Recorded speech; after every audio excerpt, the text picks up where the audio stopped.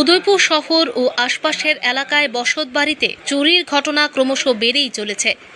এরই মধ্যে জেলা পুলিশ সুপারের কার্যালয় থেকে মাত্র প্রায় 100 মিটার দূরে এক শিক্ষকের বাড়িতে বড়সড় চুরির ঘটনায় এলাকা জুড়ে চাঞ্চল্যের সৃষ্টি হয়েছে।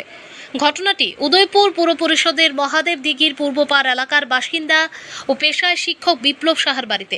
পরিবার সূত্রে জানা গেছে, সোমবার বিকেলে বিপ্লব সাহা সপরিবারে অমরপুরে তাদের পৈতৃক বাড়িতে বেড়াতে যান। সেই সুযোগে রাতের অন্ধকারে ফাঁকা বাড়িতে হানা দেয় চোরের দল। বাড়ির মূল ফটকের তালা ভেঙে ভেতরে ঢুকে দুটি আলমারি ও একাধিক লকার ভেঙে তছনছ করে তারা। চোরেরা নগদ প্রায় 50,000 টাকা এবং আনুমানিক 4 থেকে 5 ভরি স্বর্ণালংকার নিয়ে পালিয়ে যায়। মঙ্গলবার সকালে বিপ্লব সাহার ভাই পার্থপ্রতিম সাহা বাড়িতে এসে চুরির ঘটনা দেখতে পান।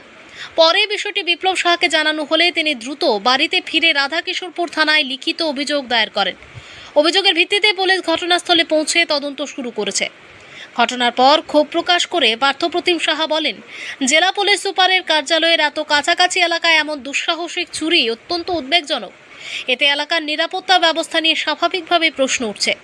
স্থানীয়দের অভিযোগ, রাধাকিশোরপুর থানা এলাকায় প্রায়ই চুরির ঘটনা ঘটলেও অধিকাংশ ক্ষেত্রেই অভিযুক্তদের গ্রেপ্তার করা সম্ভব হচ্ছে না। ফলে সাধারণ মানুষের মধ্যে নিরাপত্তাহীনতা বাড়ছে।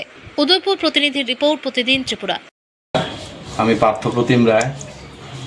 এই বাড়িটা আমার বোন জামাই মাস্টার বিপ্লব সাহার। আমাদের এলাকা মহাদেব দিঘির পূর্বপাড়, ওয়ার্ড নাম্বার 9।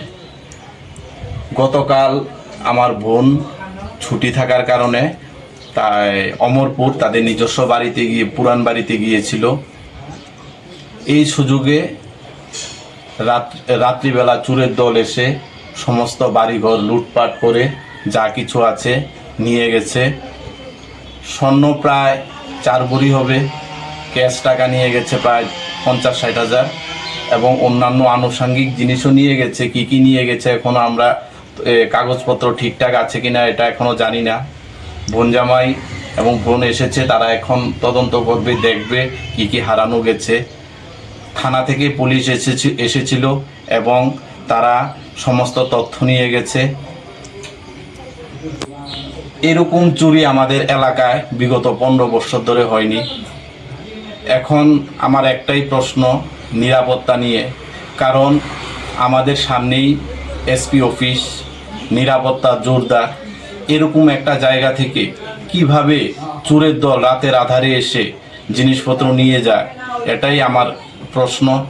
এভাবে চললে আমাদের নিরাপত্তা থাকবে কোথায়?